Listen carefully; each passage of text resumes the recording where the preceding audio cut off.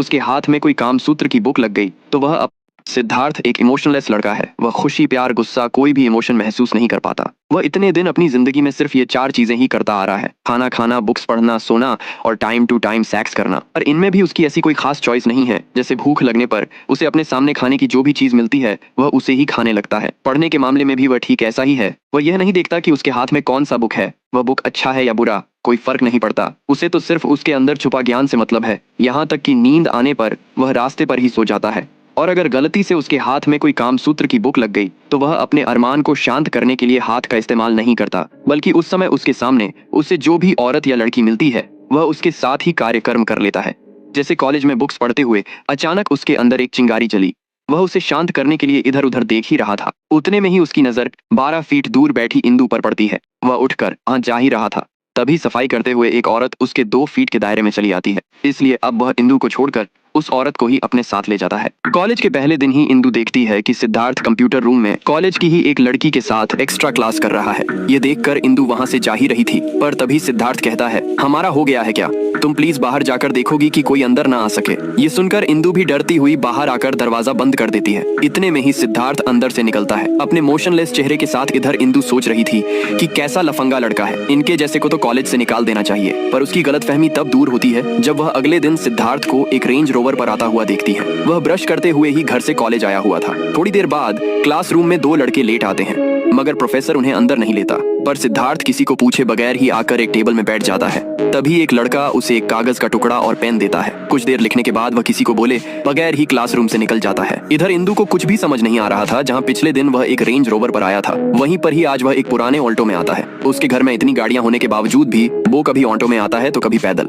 Siddharth first time अपने cousin sister Radha के साथ ही फिजिकल हुआ था। हुआ कुछ ऐसा कि एक दिन उसके पेरेंट्स घर से बाहर थे और वो बैठकर कामसूत्र की किताब पढ़ रहा था। तभी उसे अपने अंदर कुछ महसूस हुआ। वो उठकर राधा को बुलाकर कहता है, can you help me physically? जिसे सुनकर राधा गुस्से में कहती है, कम से कम तुमसे मेरी यह उम्मीद नहीं थी। पर सिद्धार्थ बड़े ही आराम से कहता है, देखो बुक्स में भी यह कहा गया है कि फिजिकल होना कोई बुरी बात नहीं है। इससे डिप्रेशन, एंजाइटी जैसे बहुत सारे मेंटल प्रॉब्लम से छुटकारा मिलता है। और तो और आइंस्टीन सक्सेस के पीछे का राज भी यही है। इधर ये बात सुनकर राधा भी सेटिस्फाइड हो जाती है। फिर आते हैं वहीं स्कूल वाले इंसिडेंट में। यहाँ सफाई वाली के साथ काम खत्म करने के बाद इंदु उसको भला बुरा बहुत कुछ कह रही थी, पर सिद्धार्थ कोई रिएक्ट न कर एक परफेक्ट इमोशनलिस्ट की तरह वहां से चला जाता है। तभी इंदु को उसके सहेली से पता चलता है कि ये कॉलेज ही सिद्धार्थ का है। हमेशा की तरह एक दिन वह ब्रश करते हुए कॉलेज आ रहा था, पर गलती से उसका ब्रश नीचे गिर जाता है। वह उसे उठाने के बजाय पास के पेड़ से एक टहनी तोड़कर उससे ब्रश करने लगता है। थोड़ी देर बाद ऑन क्लास जब सिद्धार्थ उठकर जा रहा था, तभी प्रोफेसर उससे कहता है, तुम जा क्यों रहे हो? तुम्हें सब आता है क्या? तो सिद्धार्थ हाँ में जवाब देता है। अब सिद्धार्थ बिना किसी की परमिशन लिए क्लास से जाने लगता है। टीचर उसे डांटते हुए कहता है, क्या तुम्हें सब आता है?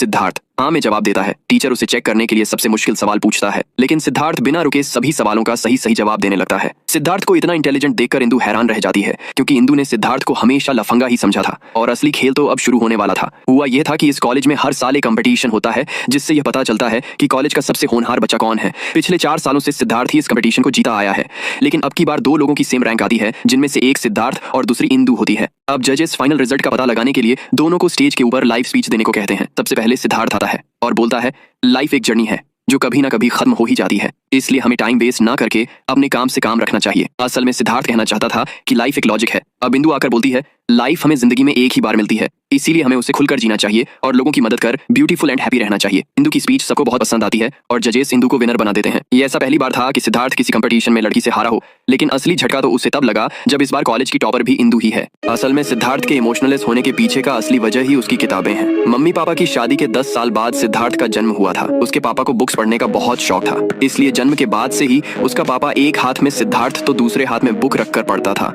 और ऐसे ही चलते हुए सिद्धार्थ को भी बचपन से ही किताबें पढ़ने की लत लग जाती है। वह अपना हर काम लॉजिकली करता था। एक दिन रास्ते में चलते हुए उसे स्मोक करने की इच्छा हुई। उसके पास सिगरेट तो था पर लाइटर नहीं था, इसीलिए वह पास में खड़ी एक लड़की से लाइटर मांगता है। लड़की कहती है, तुम पागल हो क्या, मेरे पास लाइटर क्यों होगा? सिद्धार्थ कहता है, अच्छा तो बॉल्स तो जरूर होंगी। लड़की ये सुनकर गुस्सा हो जाती है, पर सिद्धार्थ उसके बैग चेक करने पर उसे सच में उसके अंदर कंडोम मिलता है। तो सिद्धार्थ कहता है, अगली बार से कोई तुम्हारे पास से कुछ मांगने पर अच्छे से जवाब देना। यह कहकर वह वहां से जाकर स्कूल के दो बच्चों के पास लाइटर मांगता है। एक बच्चा कहता है स्मोकिंग करना सेहत के लिए हानिकारक है। तभी वह पास खड़ी आंटी को कुछ बोल पाता।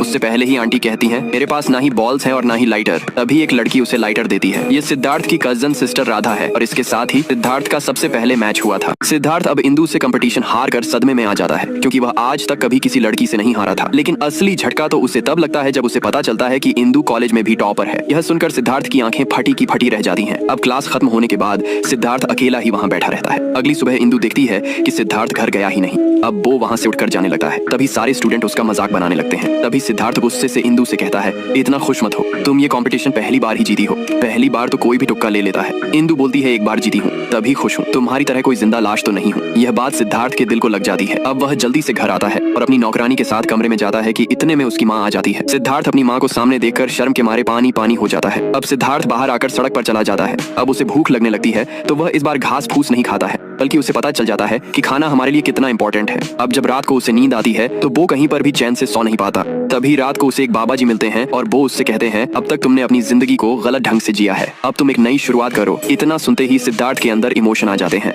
आखिरकार सिद्धार्थ के अंदर इमोशन आ ही जाते हैं और सिद्धार्थ एक नॉर्मल इंसान बन जाता है। अब अगले दिन हमें दिखाया जाता है कि सिद्धार्थ जो हमेशा कहीं पर सो जाता था, आज वह अपने घर पर चैन से सोया हुआ था। यह देखकर उसके परिवार वाले हैरान रह जाते हैं कि आखिरकार सिद्धार्थ को हुआ क्या है। अब सिद्धार्थ का आउटलुक भी बिल्कुल बदल चुका था। और तो और सिद्धार्थ अब अच्छे कपड़े पहनकर कॉलेज जाता है और अपने से बड़े लोगों की काफी इज्जत करता है। सिद्धार्थ के नए रूप को देखकर सभी हैरान रह जाते हैं। अब सिद्धार्थ पहले की तरह बिल्कुल भी नहीं था। अब वो टाइम टू टाइम पढ़ाई करता था और साथ ही अपने पेरेंट्स के साथ भी वक्त बिताता था। इंदु सिद्धार्थ की नई लुक को देखकर काफी खुश हो जाती है। लेकिन अब सिद्धार्थ को इंदु पसंद आ जाती है। इसी के चलते सिद्धार्थ इंदु को प्रपोज कर देता है और इंदु भी प्रपोजल एक्सेप्ट कर लेती है। अब सिद्धार्थ इंदु को राधा से मिलाने के लिए ले जाता है। राधा इंदु से कहती है सिद्धार्थ दिल का बहुत अच्छा है, तुम इसका जिंदगी भर ख्याल रखना। अब वो दोनों लॉन्ग ड्राइव पर निकल जाते हैं और आपस में काफी टाइम स्पेंड करने लगते हैं। सिद्धार्थ इंदु के बारे में अपने पापा को बताता है। ये सुनकर उसके पापा बोलते हैं बेटे सिद्धार्थ, इंदु बहुत ही अच्छी लड़की है, उसे तुम हमेशा खुश रखना।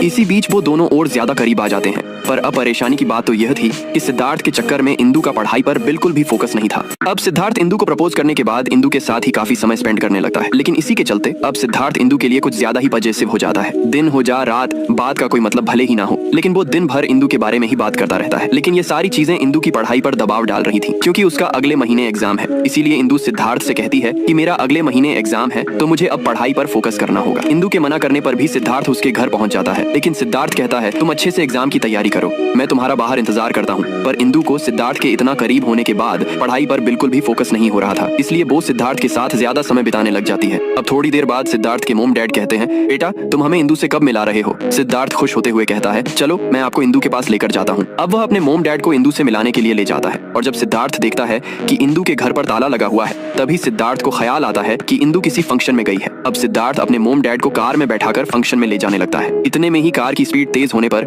उसके मोम डैड काफी घबरा जाते हैं, क्योंकि उन्हें पता चल जाता है कि सिद्धार्थ के अंदर इंदु के प्रति काफी इमोशन बन चुके हैं। अब सिद्धार्थ बहुत तेज कार चलाने लगता है। उसके मोम डैड समझ चुके थे कि इंदु के प्रति उसके इमोशन काफी बढ़ चुके हैं और यह भी कि ये सिद्धार्थ के लिए बहुत खतरनाक है। अब फंक्शन में पहुंचने पर सिद्धार्थ को पता चलता है कि इंदु वहां पर भी मौजूद नहीं है। लेकिन तभी उसके पापा बोलते हैं बेटा शायद इंदु घर जा चुकी होगी, चलो हम भी घर चलते हैं, हम कल इंदु से मिल लेंगे। अब सिद्धार्थ अपना मुंह लटकाकर वापस घर आ जाता है। अब एक दिन सिद्धार्थ, इंदु और राधा एक दोस्त की पार्टी में जाते हैं और वो बहुत एंजॉय करते हैं। अब वे ट्रुथ और डेयर वाला गेम खेलने लगते हैं। इंदु पे डाई आता है और वे डेयर चुनती है। सभी लोग कहते हैं अब तुम अपने बॉयफ्रेंड को किस करो। अब इंदु फटाफट से सिद्धार्थ को किस करने लग जाती है। लेकिन अब सिद्धार्थ किस करते वक्त हद से ज्यादा आगे बढ़ जाता है। तभी इंदु उसे लात मारकर गुस्से से वहां से चली जाती है। सिद्धार्थ इंदु से माफी मांगता ही रह जाता है। अब राधा इंदु को बताती है अगर तुमने सिद्धार्थ को छोड़ दिया तो वह पहले जैसा हो जाएगा और यह तुम जानती हो। तभी इंदु बोलती है कहीं सिद्धार्थ मेरे प्यार में पागल ना हो जाए और अपने इमोशन न खो बैठे। तभी डॉक्टर सिद्धार्थ के पेरेंट्स को बताते हैं कि सिद्धार्थ के इमोशन को ठीक करने के लिए उसे शांति वाले माहौल में ले जाना होगा। अब डॉक्टर सिद्धार्थ के पेरेंट्स को बताता है कि सिद्धार्थ के इमोशंस को कंट्रोल करने के लिए हमें सिद्धार्थ को शांति वाले माहौल में रखना होगा। फिर तभी से ही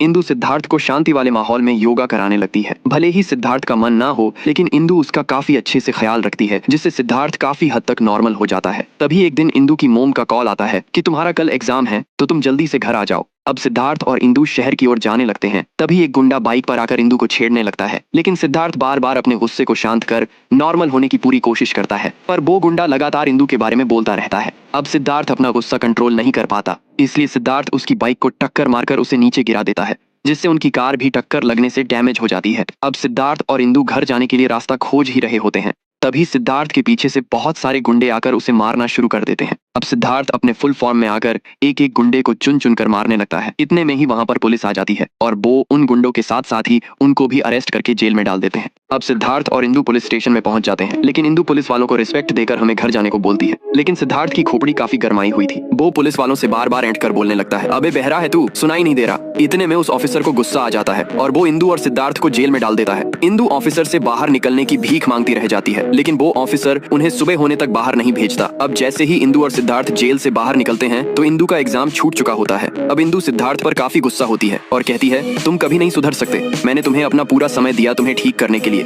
लेकिन तुमने क्या किया? आज तुम्हारी वजह से मेरा एग्जाम छूट गया और आज के बाद तुम मुझे अपना मुंह मत दिखाना। उस दिन के बाद से सिद्धार्थ इंदु के प्यार में भिखारी की तरह भटक रहा होता है और उसे इंदु के साथ बिताया हुआ वक्त सारा याद आने लगता है। अब वो इतना ज्यादा पागल हो गया था कि वो उसके हॉस्टल में जाकर गार्ड से मारपीट करने लगता है। तभी इंदु के भाई आकर सिद्धार्थ को मारने लगते हैं, जिससे सिद्धार्थ घायल होकर नीचे जमीन पर पड़ा रह जाता है। और जब यह बात राधा को पता चलती है तो वह सिद्धार्थ के पास आकर जोर जोर से रोने लग जाती है। अब सिद्धार्थ बेहोशी की हालत में भी इंदु इंदु जोर जोर से चिल्लाने लगता है। अब जैसे ही उसको होश आता है तो वो अपने घर में तोड़ फोड़ करने लगता है और फिर वह दोबारा से हॉस्टल में एंट्री मारकर गार्ड्स के साथ हाथापाई करने लगता है। अब सिद्धार्थ इंदु इंदु कर पूरे हॉस्टल में गला फाड़कर पागलों की तरह चिल्लाने लगता है। फिर हम देखते हैं कि इंदु वॉशरूम से नहाकर बाहर आई होती है कि इतने में वहां सिद्धार्थ पहुंच जाता है। सिद्धार्थ इंदु को अपने घर ले जाने की जिद करने लगता है, लेकिन इंदु उससे गुस्से में कहती है, मैंने तुमसे पहले ही कहा था तुम मुझे अपना चेहरा कभी मत दिखाना। इतना कहकर इंदु उसे एक कनटाप लगाकर वहां से चली जाती है। अब सिद्धार्थ नाराज होकर सड़क किनारे भट्टी जलाकर बैठ जाता है। अब अगले दिन सिद्धार्थ रोड के बीच में आकर सभी लोगों को परेशान करने लगता है और इंदु इंदु चिल्लाने लगता है। इतने में वहां पर इंदु आ जाती है, लेकिन सिद्धार्थ इतना ज्यादा पागल हो चुका था कि सामने खड़ी इंदु को देखकर भी वो इंदु को पहचान नहीं पा रहा था। और सिद्धार्थ कहता है, तुम इंदु नहीं हो सकती। तभी वो भागते वक्त कार से टकरा जाता है, जिससे उसकी मौत वहीं हो जाती है।